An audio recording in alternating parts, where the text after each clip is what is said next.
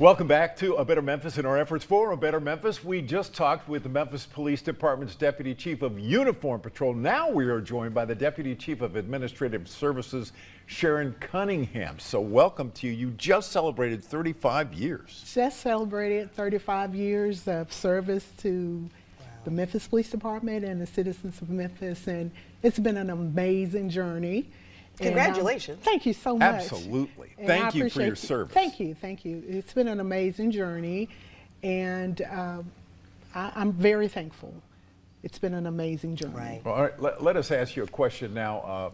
You run administrative services. This covers a wide spectrum of what the police department does. Please share what you do and what team you lead.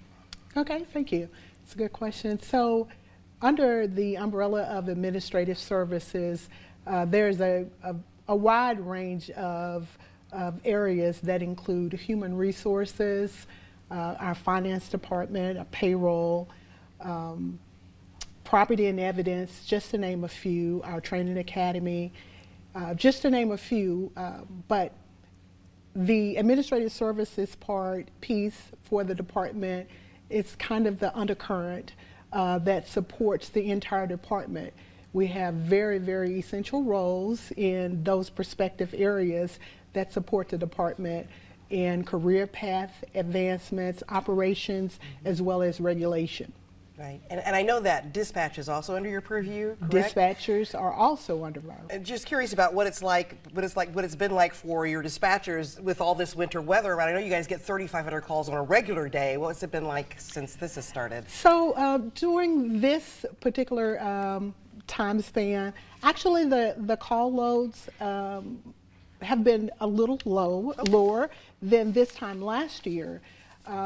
This past week leading up to today, we've had about 11,700 calls, wow. 911 calls, and wow. over 1,600 non-emergency calls to our dispatch. And the good thing is that our dispatchers are still, they're still coming in. They're still reporting to work to provide that total quality service for our citizens. And it's just been a good ride for us as far as the dispatchers are concerned, and them coming in and still providing those services that are needed. All right, so most of us never need to call the police. I mean, hopefully, as we grow a better Memphis, we won't need to call the police, right. But we do, from time to time, find ourselves in a situation where police are needed right. on site. So for people, it might be their first time making the call to the police department. Is there anything callers can do to help make things easier for the dispatcher to relay what needs to be relayed to officers? Absolutely. So when citizens are calling for service and they're requesting police, we want to encourage them to make sure that they're very detailed with their call, providing their name. Hopefully they will provide a phone number for a callback. So when the officer arrives on the scene, if it's necessary to have the individual to step out to answer questions, or if there's additional information that's needed as the officer is arriving to the scene. For those non-emergency calls, we ask that the citizens call the 545-2677 or 545-COPS for those non-emergencies, and by all means, if it's something that's urgent, critical, to call 911. Okay.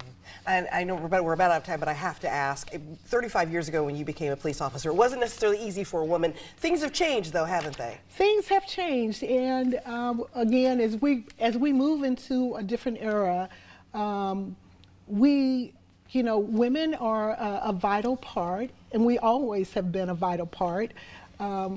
And essential throughout the job, but 35 years ago, as a recruit, as a police service technician, had no idea that I would be at this point, but I'm very thankful, and it just shows that it opens the doors of opportunities for others to come along, to do the same thing. But this job has been very rewarding. Well done. Thank you. Thank you so much for joining us today. We really appreciate you coming Thank in you. and sharing a better Memphis with us. And, Absolutely. And we also want to thank Deputy Chief Kirkdoffer for being here with us today as well. And you can